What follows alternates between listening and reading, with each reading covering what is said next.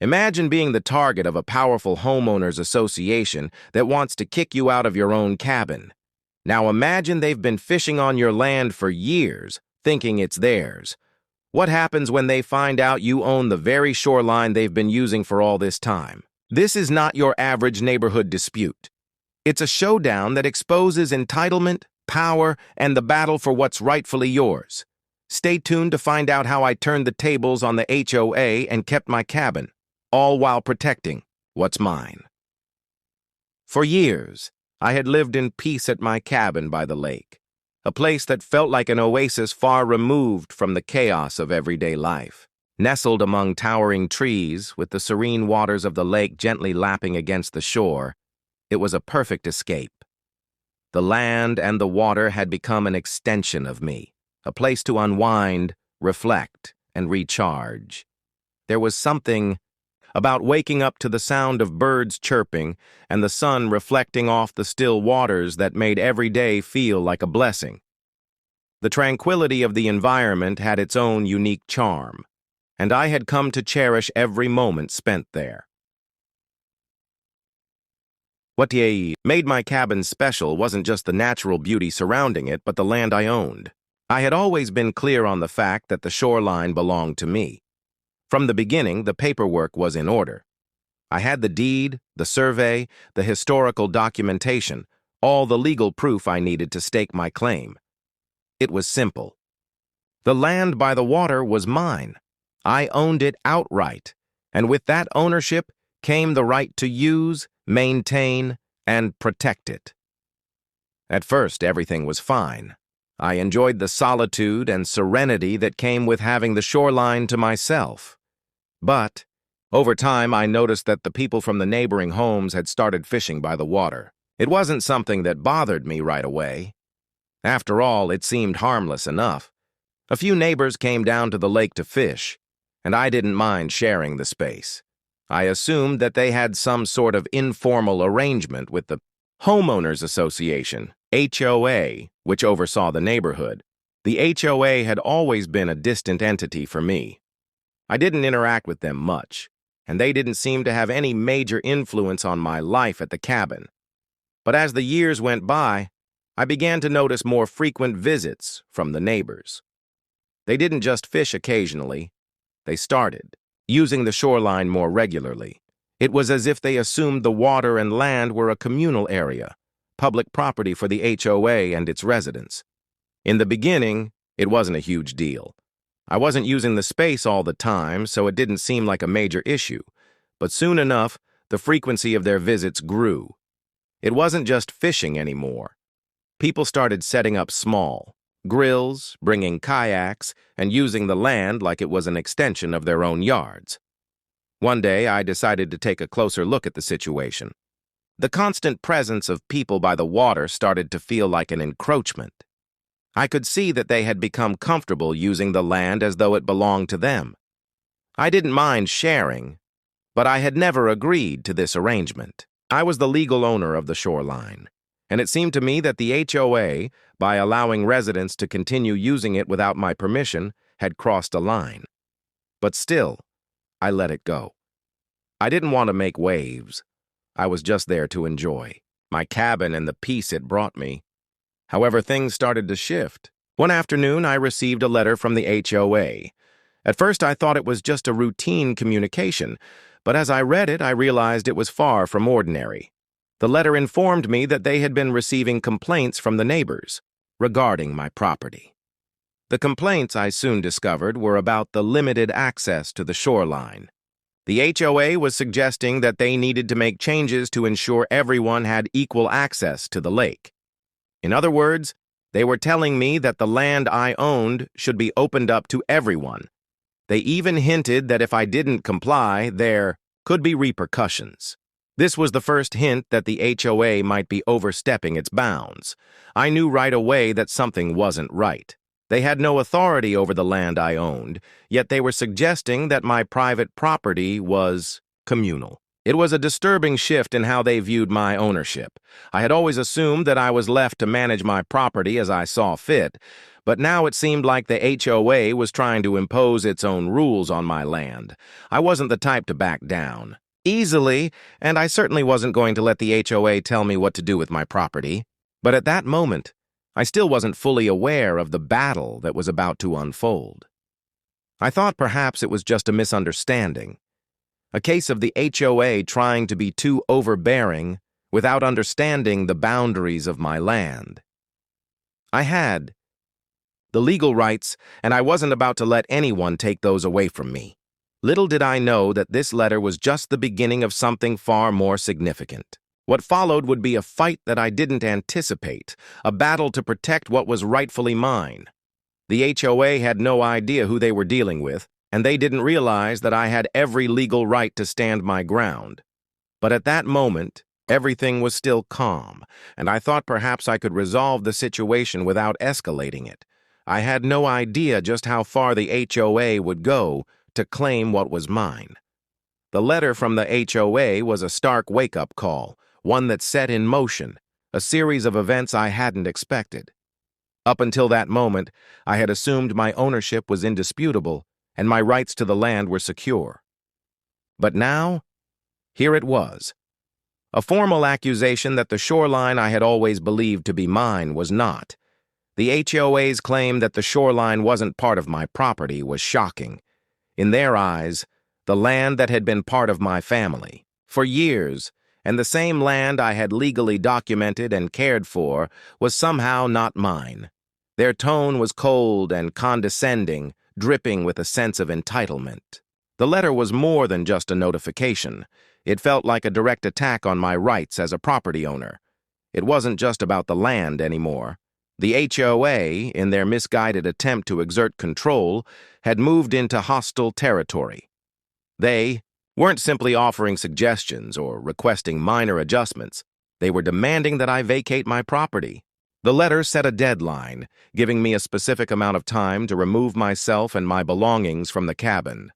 The implication was clear. I was to leave, and if I didn't, the HOA would take legal action.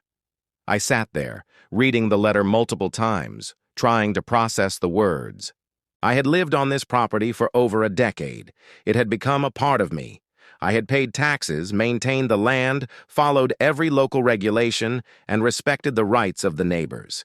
I had been a good neighbor myself, never making waves, or causing any disruption. To have someone come in and claim that the land I owned was not mine, it was unbelievable.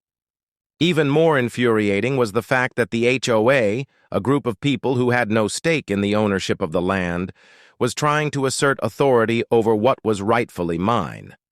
The audacity of it was staggering. The HOA didn't own the land, nor did they have any legal claim to the shoreline. Yet, there they were, making decisions on behalf of the community, decisions that impacted my property and my life. The residents, who had been fishing on the shoreline without question, clearly assumed that they had permission. The HOA's complacency in allowing this for years had created an environment of entitlement where neighbors felt entitled to access land that wasn't theirs. To them, it was just another shared space that they could use whenever they felt like it. They had no idea that they were trespassing, that they were using land that belonged to someone else. The idea that they could simply keep doing so without consequence was unacceptable to me. But the deeper issue wasn't just about the shoreline or the neighbors using it. It was about my rights as a property owner.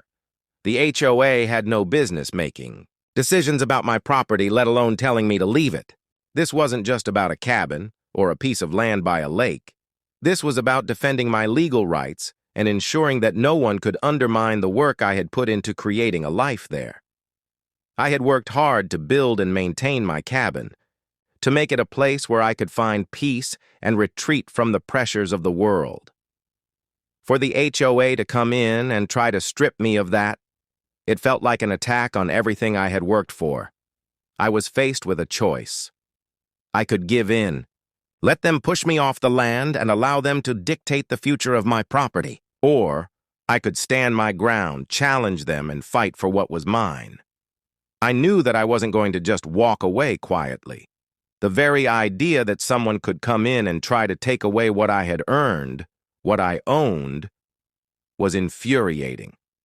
The more I thought about it, the more I realized that this wasn't just about me and my cabin. This was about setting a precedent, about making sure that property rights were respected and that no one, not even a powerful HOA, could come in and make unjustified claims. The letter also threatened legal action if I didn't comply.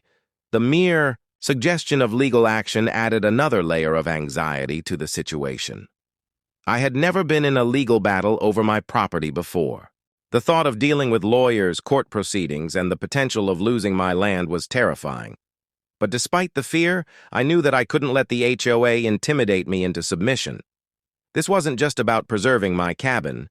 It was about holding the HOA accountable for their overreach, about showing them that they couldn't just take what didn't belong to them. I wasn't about to be bullied off my own property.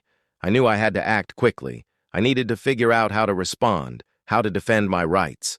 I started gathering evidence: the original property deed, the land survey, any documentation that could prove I was the rightful owner of the shoreline.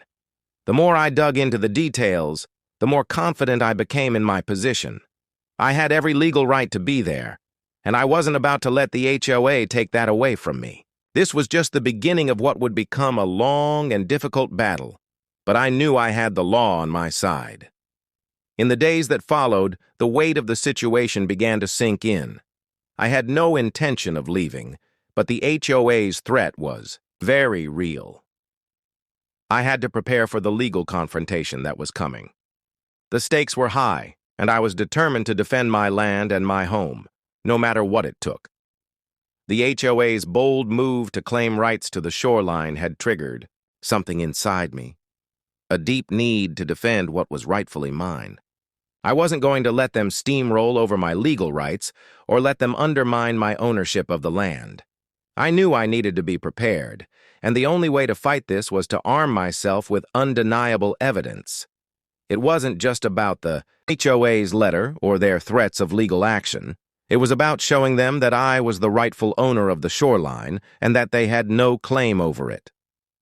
The first step was to gather all the documentation I had on the property. I knew I had the deed to the land, but I needed to dig deeper to ensure that I had every possible piece of evidence that would leave no room for doubt. As I went through my files, I pulled out the original property deed. The deed clearly outlined the boundaries of the land I owned. It was precise, with specific landmarks and markers that clearly identified the shoreline as part of my property. The deed was legally binding, and it had been signed and sealed by the authorities when I first purchased the land. Next, I retrieved the land survey. This was a crucial piece of evidence as it provided a more technical, precise measurement of the land boundaries. The survey not only confirmed that the shoreline was within the bounds of my property, but it also showed the precise measurements and markers that clearly distinguished my land from the surrounding areas. The survey was done by a licensed surveyor, and it was an official record. I knew that with this document, I had the legal standing to show the HOA that they were wrong. In addition to the deed and the survey, I found historical documentation about the land. This was a gold mine of information.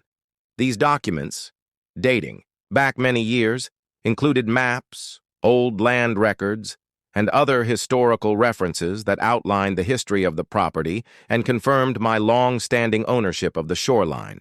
What stood out the most was a series of old maps that showed the shoreline clearly marked as part of my property, with no indication that it had ever been considered public land or part of the HOA's jurisdiction. At this point, I felt a sense of relief. I had all the documentation I needed to prove my ownership of the land. But as I continued to review the records, I stumbled upon something that would make the case even more irrefutable. The maps and documents also included information about the community, including details about the HOA's involvement in the area. As I pored over the old maps, I noticed something that made my blood run cold. It became apparent that the HOA had been giving residents access to my shoreline without ever consulting me or even acknowledging that I was the landowner. The HOA had been granting fishing privileges, and not just fishing privileges, but also recreational access to my property for years. The maps indicated that the HOA had created unofficial access points for residents, allowing them to fish and use the shoreline as if it were part of the community's shared space. I was shocked. The HOA had been allowing people to set up fishing spots, maintain small docks, and even leave personal property on my land. This wasn't just a matter of a few neighbors using the shore occasionally. This had become an ongoing and systematic issue where residents believed they had the right to use my land as their own personal recreational area. The more I dug into these documents, the more my frustration grew. How could the HOA, a group that was supposed to be representing the interests of the community, have allowed this to happen for so long without even consulting me, the actual landowner? They had been granting access to my shoreline for years without realizing that I was the rightful owner. They had turned my private property into an extension of the neighborhood without asking for my permission. It was almost as if they had assumed that because the shoreline was near the community, it must belong to the HOA. The anger inside me started to boil over. I had worked hard to maintain my property, to keep it private, and to ensure that it was treated with respect. But now, it seemed that not only had the HOA been overlooking my rights, but they had also been encouraging others to do the same. The thought that people had been using my land without my consent felt like a violation. But I knew that getting angry wasn't going to solve anything. I had to remain calm and focused. This wasn't just about frustration or anger. It was about protecting my rights, ensuring that no one could infringe on my property without facing the consequences. I also realized that this was more than just a matter of personal ownership. This was a question of legal rights. If the HOA had been allowing residents to fish and use my shoreline without my consent, they were effectively creating a situation where my property was being treated as if it were part of the community, when in fact, it was mine alone. If I didn't stand up for myself now, I might risk losing the very boundaries that defined my property. With all the documents and evidence in hand, I began to formulate a plan. I wasn't going to let the HOA push me around. I would take this to the next level, and I would make sure they understood that this land wasn't theirs to control. I was going to fight for what was rightfully mine, using the law and the evidence to back up my case. There was no way I was going to let them get away with their disregard for property rights. They had made a huge mistake by underestimating me. And now, it was time to show them exactly who owned the shoreline. After gathering all the necessary evidence to prove my ownership of the shoreline, I knew it was time to confront the HOA head-on. I was no longer willing to sit back and let them walk all over my rights. The letter they sent had made it clear that they were prepared to escalate this situation, and I needed to respond with equal force, but with the law on my side. I consulted with a lawyer to ensure that my position was legally sound and to prepare for the inevitable confrontation. The lawyer helped me understand the best course of action and how to approach the meeting, advising me on the most strategic way to present the evidence I had gathered. I meticulously prepared for the HOA meeting, ensuring I had all the documents in order: the property deed, the land survey, the historical maps, everything that confirmed the shoreline as my property. I was prepared to present these documents not just as pieces of paper, but as my defense, my proof of ownership, and the cornerstone of my argument. I knew that I had the legal right to be there, and I was ready to show the HOA just how wrong they were. The day of the meeting arrived, and as I walked into the room, I could immediately sense the tension. The HOA members sat there, expecting me to back down, expecting me to accept their demands and vacate the property. They were confident, believing that their position was unassailable. But little did they know, I had a different plan. They didn't understand the full extent of the evidence I had, and they certainly didn't expect me to challenge them as aggressively as I was about to. As I began presenting my case, I could see the looks on their faces change. I started with the property deed, outlining how it explicitly defined the shoreline as part of my land. I carefully walked them through the land survey, showing them the exact measurements and boundaries that confirmed the shoreline was within the confines of my property. The map was irrefutable. It showed the land I owned, and there was no ambiguity about it. I then pulled out the historical documents, revealing how the shoreline had always been part of my property. These records not only confirmed my ownership, but they also demonstrated that the HOA had been mistaken in their belief that they had jurisdiction over this land. With every piece of evidence I presented, the room became quieter. The confident, smug expressions on the HOA members' faces slowly began to fade. It was as if they were starting to realize the gravity of their mistake. They had assumed that they could push me around, that I would just comply with their demands. But as the evidence piled up, it became clear that they had no right to interfere with my property, and they had made a critical error by assuming otherwise. I didn't stop there. I knew that the HOA would try to downplay the significance of my evidence or dismiss it entirely. So, I followed up with a powerful statement. I made it clear that I wasn't just going to walk away quietly.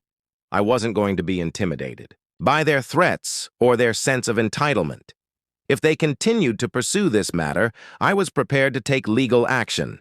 I explained that I had already consulted with my lawyer, and I was ready to take this to court if necessary. I wasn't interested in a lengthy legal battle, but I was prepared to fight for my rights if they refused to back down. The bombshell hit when I made it clear that I wasn't alone in this fight. I had a lawyer who was ready to represent me, and I was prepared to take this all the way if needed. I wasn't just going to stand by and let the HOA trample over my property rights. The room fell silent. The confidence that had initially filled the room was now replaced by a sense of uncertainty. The HOA members exchanged uneasy glances, their previously assured stance now replaced by a growing realization that they had underestimated me. What followed was a tense silence as the members of the HOA processed what I had said. They hadn't expected this level of resistance. They hadn't anticipated that I would come into the meeting fully armed with legal evidence and the determination to stand my ground. It became clear that they hadn't fully understood the implications of what they were doing. They had assumed that because they were in a position of power, they could simply tell me what to do with my property. But now, they were realizing that property rights were not something that could be taken lightly. In the face of my evidence and my unwavering stance, the HOA members began to backtrack. They tried to downplay their earlier threats, suggesting that maybe there had been a misunderstanding. But it was too late. I had already made it clear that I wasn't going to let this go. I wasn't going to be bullied into submission, and I wasn't going to let them take what was rightfully mine. They had miscalculated, and now they were trying to find a way to defuse the situation without admitting that they had overstepped their bounds. The meeting ended with no immediate resolution, but I walked away knowing that I had won the first battle. The HOA had been forced to confront the reality that they were in the wrong. I had shown them that I wasn't afraid to stand up for my rights, and I had made it clear that I wouldn't back down without a fight. The sense of victory in that moment wasn't just about the confrontation itself. It was about the recognition that I had successfully defended what was mine. It wasn't over yet, but the HOA had been put on notice. They now knew that I wasn't someone they could push around. In the aftermath of the confrontation, it became clear that the HOA had no choice but to retreat. The evidence I presented, the property deed, the land survey, and the historical documentation, left them with little room to argue. I had proven that the shoreline, which they had wrongly assumed was a shared community space, was unequivocally mine. The legal rights were clear, and the reality of the situation was undeniable. The HOA had attempted to push me out of my own cabin. not knowing that I owned the very land they had been allowing their residents to fish on for years. But with the truth on my side, I stood firm, and the HOA was forced to back down. The most significant result of this battle was not just the right to keep my cabin, it was the complete revocation of the fishing privileges that the HOA had been granting to the community for years. They had given residents free rein to fish along the shoreline, treat it as a public area, and maintain docks and recreational spots without any regard for my ownership. This had been allowed to continue for far too long, and it took this confrontation to finally end it. The HOA had no legal right to offer those privileges in the first place, and once they acknowledged my ownership, they had to revoke the access they had provided. What followed was a period of transition. The HOA had to re-establish the boundaries for the neighborhood and clarify the ownership and usage of the land. The residents who had been fishing and using the shoreline now had to accept that it was private property and that they no longer had access unless granted permission. This wasn't just a small change. It was a fundamental shift in how the community operated. The neighbors, who had previously assumed that the shoreline was part of the HOA's domain, had to come to terms with the fact that they had been using land that wasn't theirs. In a way, it was an educational process. They had to learn the legal realities of property rights and respect the boundaries that existed, whether they were aware of them or not. This victory wasn't just mine. It was a victory for property owners everywhere. It served as a reminder that no matter how powerful an organization like the HOA might seem, it is still bound by the law. The HOA had made the mistake of overstepping its authority, of assuming that they could control land they didn't own. They learned, through this confrontation, that property rights are not something that can be easily disregarded. It also proved that you don't have to let powerful entities bully you into submission when you have the truth and the law on your side. By standing my ground, I not only protected my home, but also sent a clear message to the HOA and the community. I showed them that property rights are fundamental and should never be taken for granted. It wasn't just about one individual's cabin, it was about the larger principle of respecting legal ownership and boundaries. The HOA had tried to dictate how I used my land, tried to push me off of what was rightfully mine, but they failed. In the end, they were forced to accept that I was the rightful owner of the shoreline and that their attempts to control my property were unlawful. This experience taught me several valuable lessons. It reinforced the importance of being informed about one's rights and standing up for them, no matter how intimidating the opposition may seem. It also highlighted the power of documentation and how crucial it is to have all the necessary legal paperwork in order. The truth was on my side, and it was only through a thorough understanding of my rights and the strength of the evidence I had gathered that I was able to secure my victory. Without the documentation, without the research, without the evidence, this battle might have ended very differently. It was a reminder that sometimes when it comes to protecting what's yours, you need to be prepared to fight for it. The victory also showed that there are times when the underdog can win, when the individual can triumph over a seemingly powerful institution. The HOA, a group that many would consider an authority figure in the community, had made the mistake of assuming that their power extended beyond their legal limits.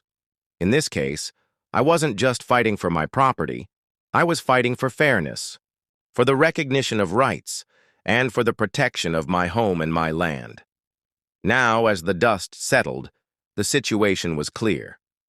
The HOA had been forced to acknowledge my ownership, and the boundaries had been re-established. The neighbors who had once felt entitled to the shoreline were now aware of the limits of their rights, and I was able to continue living in peace.